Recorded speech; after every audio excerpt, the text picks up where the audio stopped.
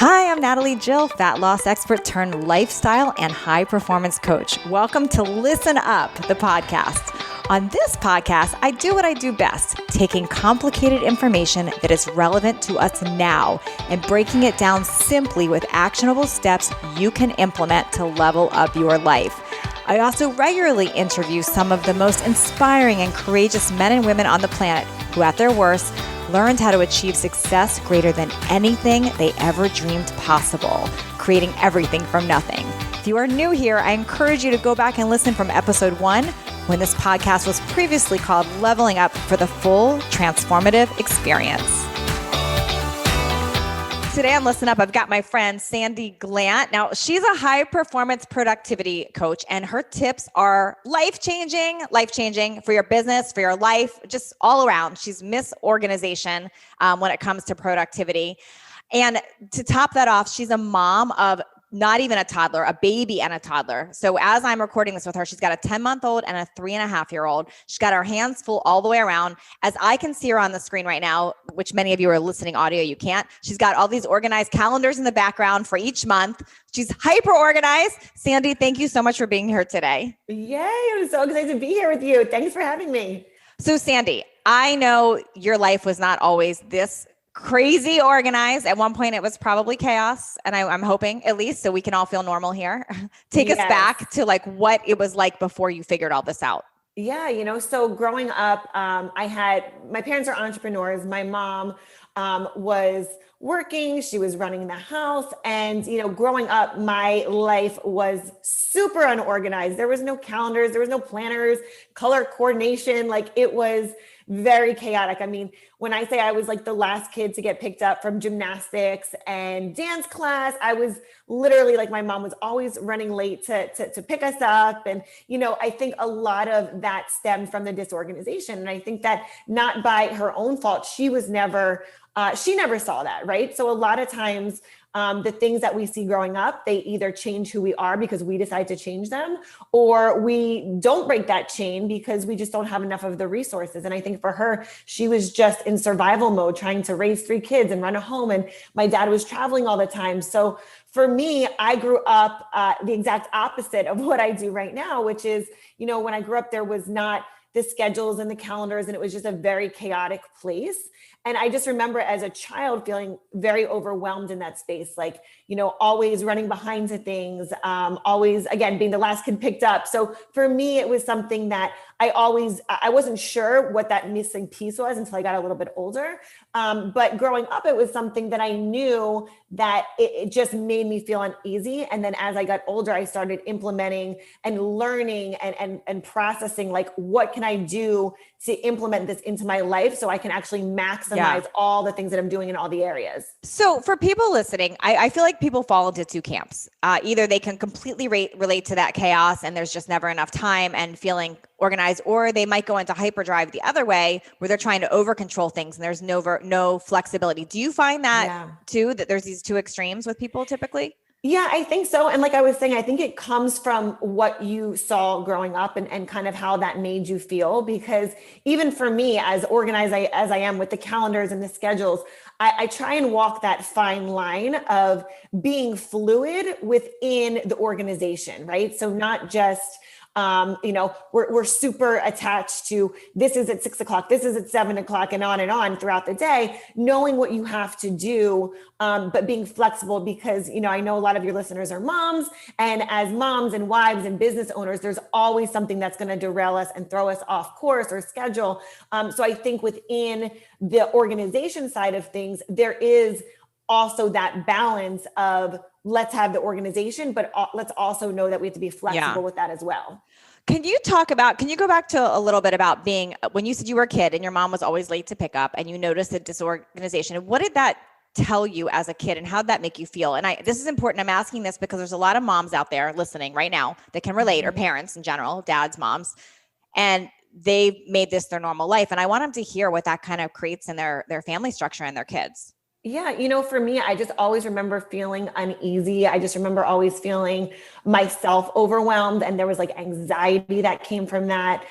So I think that, if I were to look back and if I could even talk to my mom, and give her that insight, for the child, right? Like there's so much security that comes from the child kind of knowing like what's coming next and schedules and within that organization. So I think for any of the moms that are out there that are struggling with this right now, you don't have to go hyper to one side of this, right? With like over organizing and over scheduling, like just little things that you can implement day to day that will help not just you, but the home and your child feel that sense of security within the home will make a world of a difference. And it's just a few little things that you can do, like, every night having dinner or bath time at a certain time, kind of having that wind down routine. A lot of people have, well, what are my morning routines?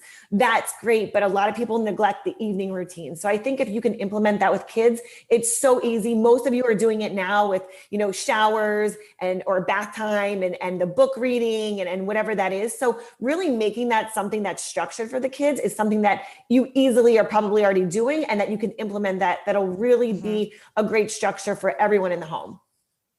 Okay, I have so many questions about like actual tips and things that people can do, and I'm about to get into that, but I did have another question before that. So before you sort of found your way with organization and structure, I know you were creating chaos initially first. Like you mentioned that to me earlier before we started recording, that when you were in college, you were working three jobs at one time, all very different. She said she was bartending, nannying, she was at school, all these different things happening.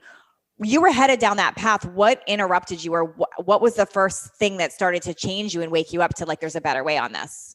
Yeah. So, as I mentioned, my dad, my grandfather, they're all entrepreneurs. So from the time I was little, I would always hear, create your own destiny. You are the one that's in control of what you're doing and where you're going. So for me, it was always, if there's something that isn't in alignment with me, if there's something that's going on, I am in control. I am steering my own ship. And that was always playing in the background. Like that was always, no matter what was going on, it was, I'm in control. I need to be the creator of my own destiny. So going through that process of, being in college, going to school full time, bartending, nannying, I was working at a radio station. I mean, all of this going on at the same time. It was something for me that I was like, you know what? I know there's a bigger play here, but what is it? Like what? And then even out of college, like I started I was doing event planning. So even in this space of, time management and all of those things, I was doing that right out of the gate of college of again, being the creator of my own destiny and the bigger play. I never knew exactly what it was, but I always knew I was in control. So anything I would do, any decision I would make, I would say, okay, if this is something that I'm in control of, like, where is it going? What am I doing?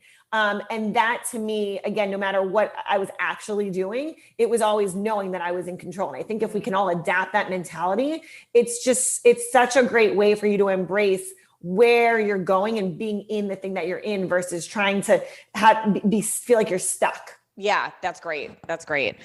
Okay. So take us through some steps and some method, because no matter where anyone is in their life, I know it's your belief and promise that people can unpack this and create structure to change everything.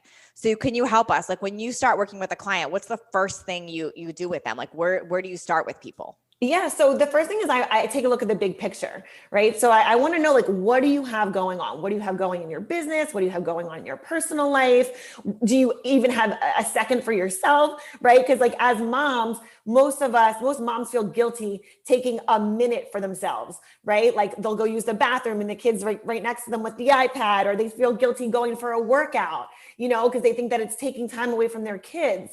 When in reality is like, we are the machine. We're the thing that if as a mom, as the business owner, as the partner, the wife, if you're not fulfilled, and I know you know this, Natalie, how do we fill anyone else's cup if ours is not full? So for me, I take a look at the big picture and I say, where does she feel overwhelmed? Because I believe you get to have it all in every area. Like, I don't believe that, if business is amazing and running at full speed, that you have to feel neglect in these other areas. So I look at the big picture and I say to them, like, what do you want? Because at the end of the day, if you're operating your life and you don't have what you want in place, it's impossible to set goals and targets. So good.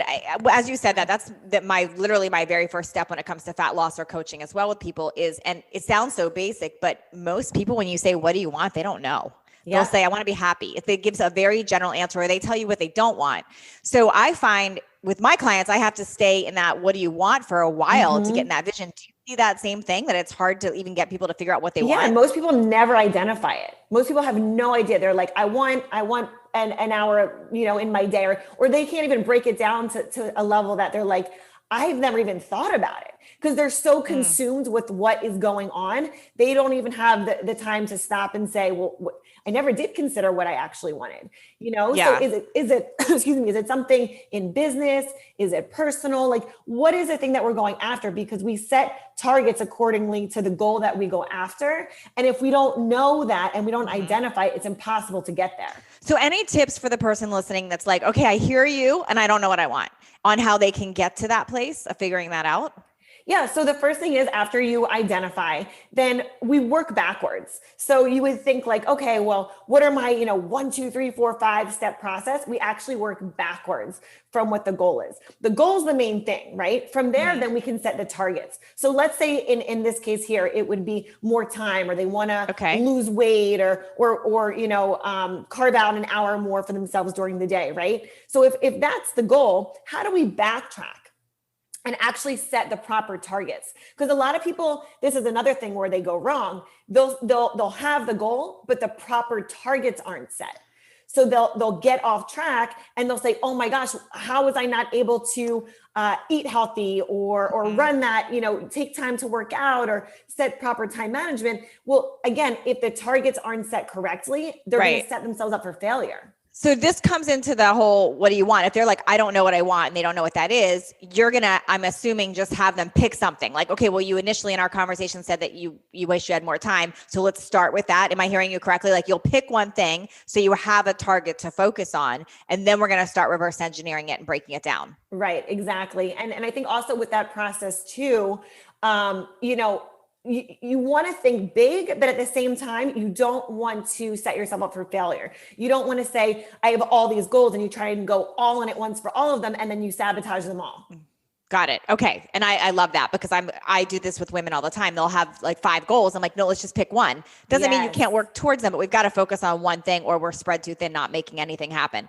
Yeah. So once they know their goal and that you identify it, do you have a method that you'll walk people through that people listening can start to apply? Or is it really like super custom for each person? Or are there general buckets that people can follow? So it is a custom process, but it's the same. It's a custom process, but the method behind it, you can apply it to anything, right? Okay. So the first thing that I want to say is, like, you need to start creating small wins for yourself in that area, because what that does for you is mentally you start to see the progress, right? Again, doesn't matter what it is: personal relationships, time management, health and wellness.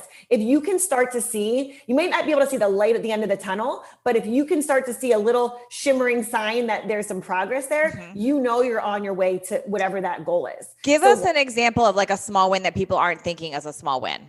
Yeah. So let's go off. We're talking a lot about health and wellness, right? So a lot of people say, oh my God, the scale, like if the scale doesn't move, like then I'm not making progress.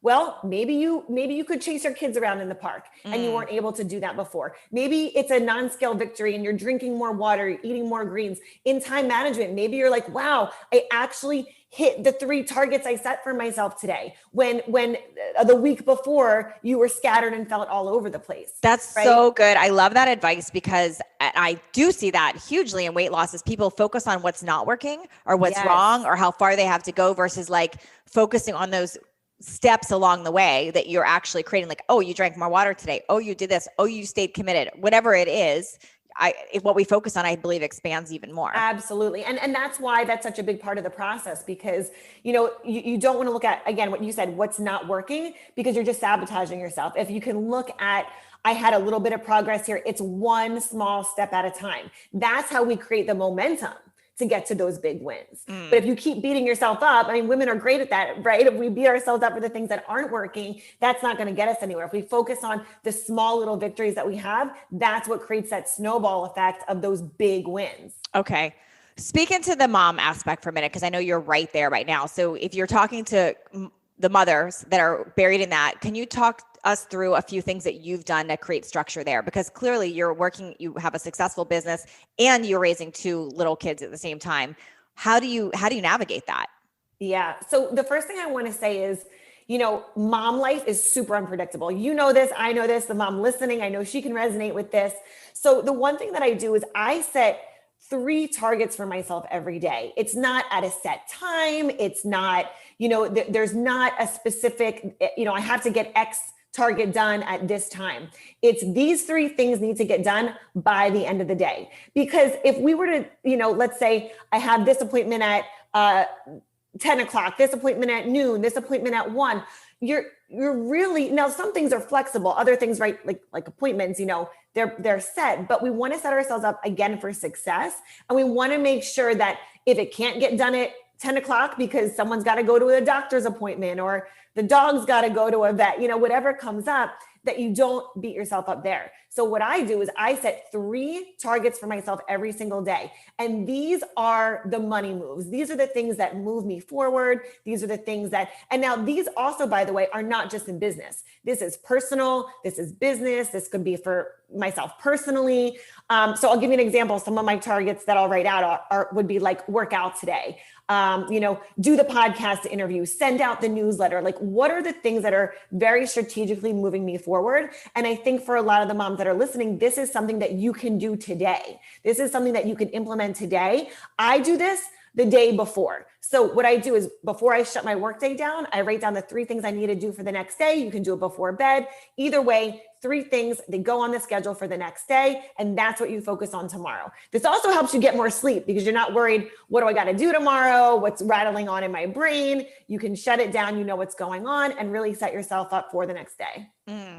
Okay. That's great. Talk to me about those calendars behind you, because you guys can't see if you're not on the video part, but she's got literally like 4 big calendars with different months. It's making me want to up my calendar game.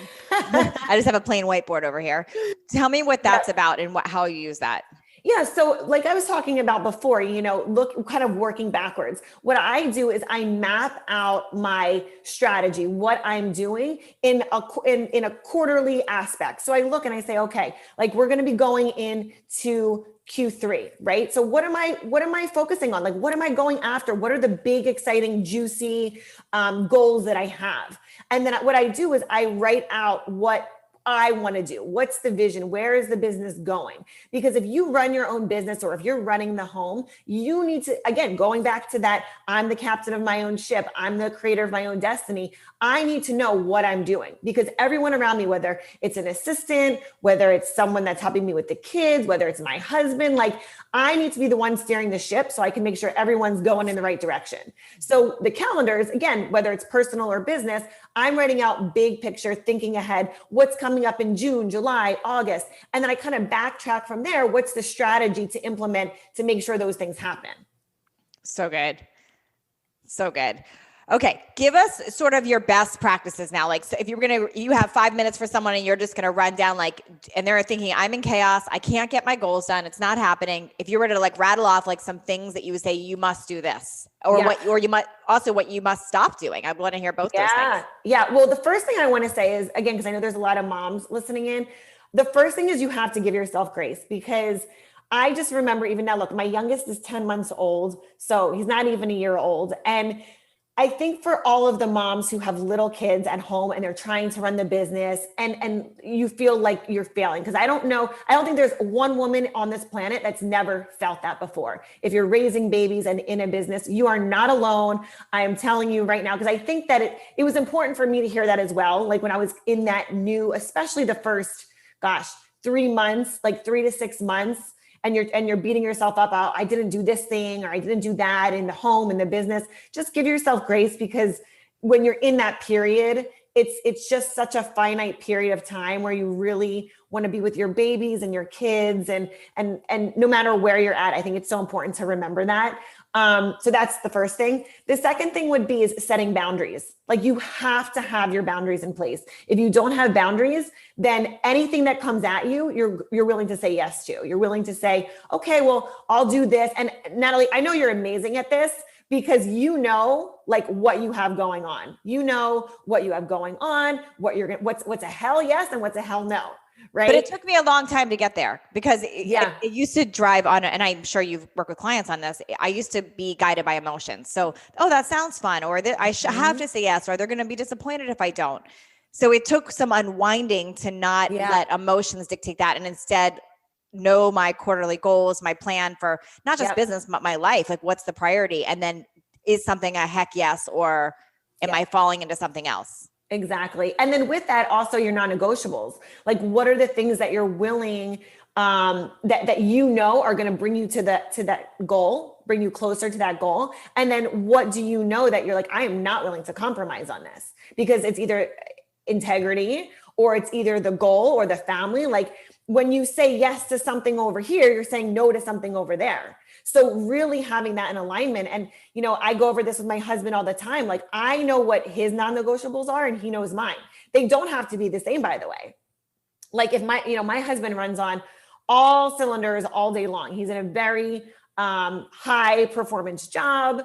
And for him and for me, our goals are different. We know what each other's goals are, and then we have similar goals. But I think that, you know, going back to what are my non-negotiables, what are my boundaries, really knowing those and then getting on the same page with your partner is important, because within running the home and the business, you have to know kind of like who's covering who, you know, like if he's got a business meeting, I'm at home with the kids. There's always, for me, one of my non-negotiables is like, I always got to get the kids down every night. Like, not someone else, me. So that means if someone asks me to do an interview or a speaking, you know, event, whatever it is, it's a hard no for me if it's at that time. Yeah. And I know that's true with you, because I was in Miami, where she lives, from San Diego visiting, and we were trying to coordinate some of our friends together for dinner. And Sandy's number one rule, she's like, I don't care where we go, but I'm putting my son down to bed at 8:30 or 7:30. I can't meet till after 8. So I love that. And I think that's how we've all supported each other with that. All of our friends are like that, where we all know everyone's non-negotiables there. Absolutely. Not even like, hey, Natalie's from California, we're going to make an exception. She's stuck on her rules and it serves her. Yeah. And it's also, I love that you bring that up, because having people around you that support you and that, like, I can say hands down, all of the people that I surround myself with, they are so committed to what their goals are, and they support each other. Like, everyone is in alignment. So I think that that's very important too, to touch on. Yeah. So speak into that for a minute, Sandy, because I know there's people listening that are also going, but wait, I don't have that support system. I know I personally didn't always have a support system like that. I'm assuming you didn't too. Can you speak into that and how do you find that? So I moved down to Miami about 7 years ago, and I did not have that when I moved down here. My husband and I were dating, and then we got engaged and married, and I didn't have really any girlfriends down here for, I would say, the first maybe three to 4 years I moved down here. And I remember thinking to myself, there was like this moment where it clicked. And I was like, I'm missing something. Like, I'm missing, because I had girlfriends from home in Philly, and it was like my close set of girlfriends, but I didn't have that once I moved here, because I was so into the relationship and it was new. And you guys know how it is when you're first dating someone and you're in that newlywed stage. So there was a time when I was missing that. And I remember thinking to myself, if I want these relationships, if I want this type of girlfriend relationship in my life, I need to be this. Like, I need to show up how I would want this friend to be: supportive, encouraging, like all of these things, just like you would if you were to write out a list of what you want in a partner. It was the same thing, but with my girlfriends. And it was crazy, because as soon as I had that switch in mentality, like all of a sudden they showed up, and I was like, wait a minute, this was crazy. Because you think about manifestation and all these things, but it was really just for me identifying, what do I want? But I need to be that first before I can ask for it. That is such great advice. I can't even, that was so perfect how you said that too. You have to be who you want to attract, because we hear that in a relationship with significant other, but we don't hear that with girlfriends. And I will say, one of the biggest things I'll hear from women is that they don't feel they have a supportive network. Like they feel that they have fake friends, or that it's not an even friendship. And what you just said really sums up, I think, everyone I'm friends with in my life, that we all had to make that decision, that we were going to become that type of person. And that's how you attract others like that. Yeah, absolutely. And it's amazing how powerful it can be. I mean, Natalie, I know you had something coming up, and it's so funny, because we're all on such the same wavelength. Someone's like, send us the link. We'll help share it out. And like, we're all thinking, but it's like, it goes out and everyone is on board to support. No, literally, it's my workshop. Yeah.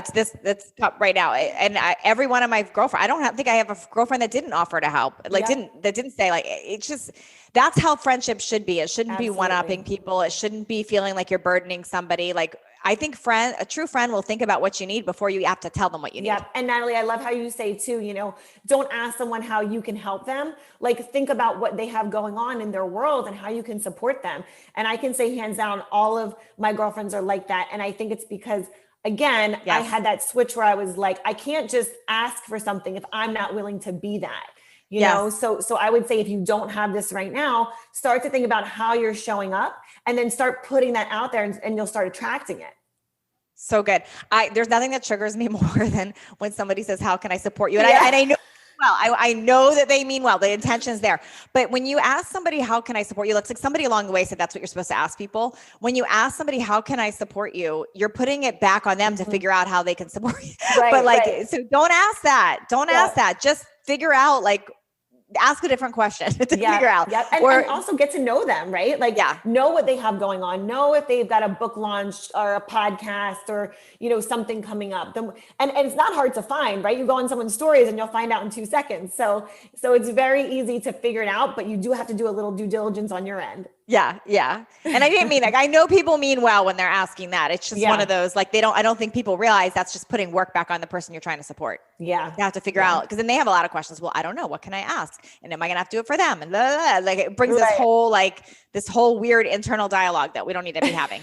So you gave some things that we have to be doing. And I took a lot of notes here about mapping things out quarterly, giving yourself grace, having boundaries, non-negotiables. What do we have to stop doing? Because I know that we're also wasting time doing some things that aren't serving us. Yes. So the excuses, and it doesn't matter if it's, you give yourself a pass to sleep in once the alarm clock goes off, or, if you're supposed to be or not be eating certain things, if you have certain goals, physically or with your wellness, like, stop giving yourself those passes, because every time you do that, in your subconscious brain, you've done that. Subconsciously and consciously, that you've done that. So let me just eat the cookie now. Let me, just this one time I won't, put the kids down to bed. Just this one time and that becomes a cycle. And when you can say that these are, and again, this is going back to the non-negotiables, but in a reverse way, that you start to give yourself, every time you do something, you give yourself a check, you give yourself credit for that. And you build up the confidence in that area to say, I'm a person who does this, or I'm a person who doesn't do this. And you start to have, again, wins in that area. That's what we want. So when we stop the excuses and stop justifying reasons why we can or we shouldn't do something, then you're going to actually start seeing more progress, because that you're the type of person who doesn't do that thing, or who does every time show up for whatever that thing is that you want to do. And it gets you to your goals faster. So I think that just not having those excuses and following through on that is huge, because so many people, and another thing I want to add to this too, is taking accountability, right? Like, start taking accountability for everything in your life, no matter what it is, no matter who started it, finished it, blamed you, whatever. Like, show up and take accountability, because then you're in control. Yeah. My dad taught me when I was little, he always said, it's no one else's fault. And I used to get bothered by that, but that line has served me so well. Because if I always look at things through the lens of that it's no one else's fault, it changes how I show up for things, and it changes the conversation from blame and gossip to, like, where could I have shifted on that?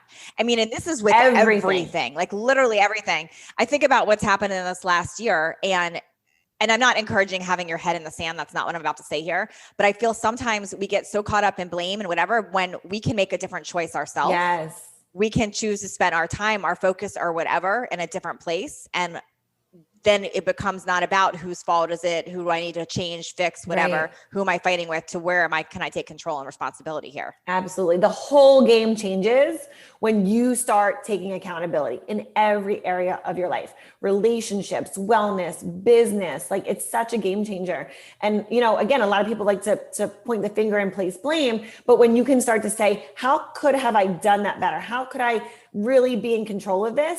then you know that it's only up to you. And I don't know about you, but I'd rather be in control of everything. And I know I'm someone who does like the control in situations, but I would like to be the one that is in control of whatever the outcome is, knowing that I get to control whatever, and sometimes it's also our reactions to things. It's not just what's happening, but like, how can I control my reaction to a situation?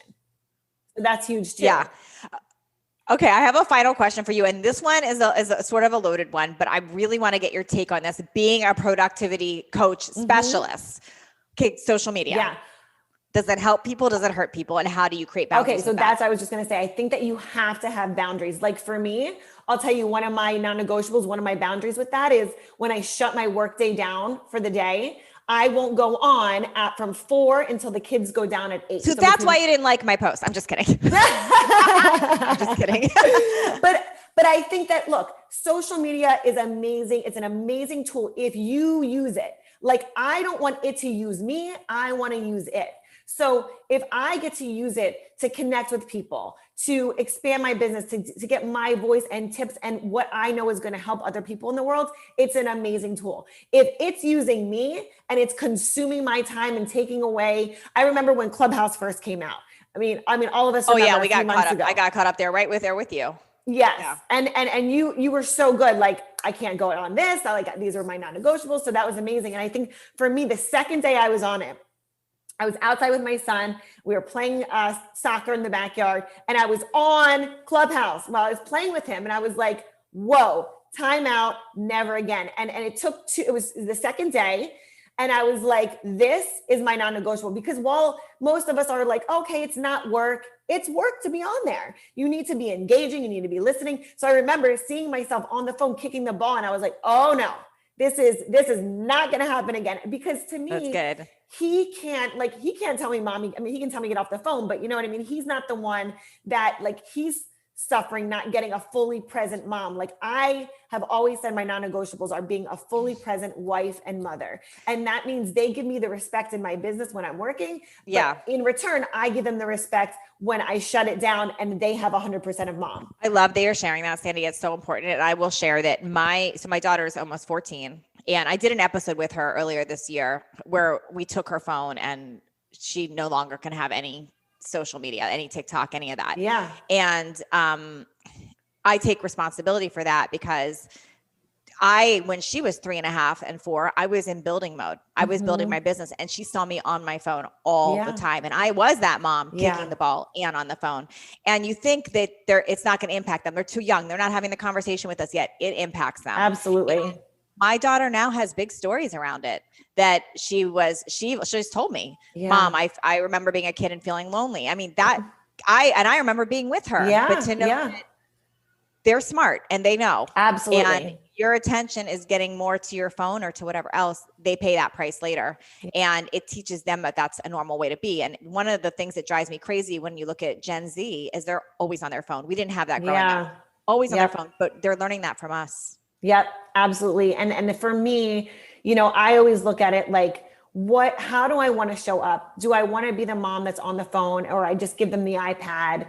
Look, he has times when he gets to be on it, but he's at the park, we're in the pool. I'm the mom that's like going down the slide in the ball pit with my kid. Like, that's where I want to be. And that's how I want to show up. So I think that in a world where we're so connected and there is so much blessing and opportunity in that, it's gotta be a way to shut it down and also be grounded, like be where you are. And I think that that's so important. And for me as a mom, I just always wanted to be present with my kids. Even before I had kids, I knew that's how I wanted to show up. But look, there's times that also, maybe you're in a launch, maybe there's something going on. That's why those boundaries are so important, because you have to know, like, there's certain times when I'm pushing and within these regulations or this box, this is what I do. And then there's other times when I shut it down, and this is when my family connects. This is when it's family time. So go back to those boundaries and those non-negotiables to help set the precedence of what you want to create. What do you want? Like we talked about in the beginning of this,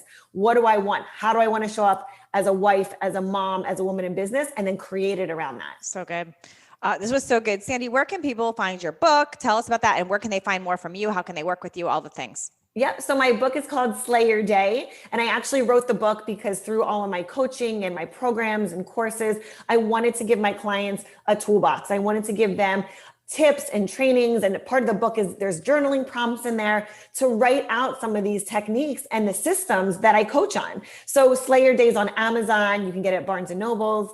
And then to connect with me, I'm on, of course, all the platforms, Instagram, Facebook, but just at Sandi Glandt is where you can find me. It's Sandi with an I, so Sandi Glandt, and I'm sure you'll link it here. But I'm active in, my DMs, of course, until 4:00. And then East Coast time. Yes, East Coast time. You got your message here before 1. Yes. And then, once the kids are down, then, I get back on it for a little bit, but my hubby and I have that connection time. But again, I'm active on there, so you can reach out to me at Sandi Glandt, and I would love to connect with you guys. Thank you so much, Sandi. Thanks for having me. Thank you for taking the time out of your day to listen in as my guest today. If you found this episode valuable, please share it with friends and on social media. I don't advertise this show, so I rely on word of mouth and reviews to get it out in the world. The biggest thank you that you can give me is leaving me a review, and a nice one, I hope, by the way. This is how others find these episodes.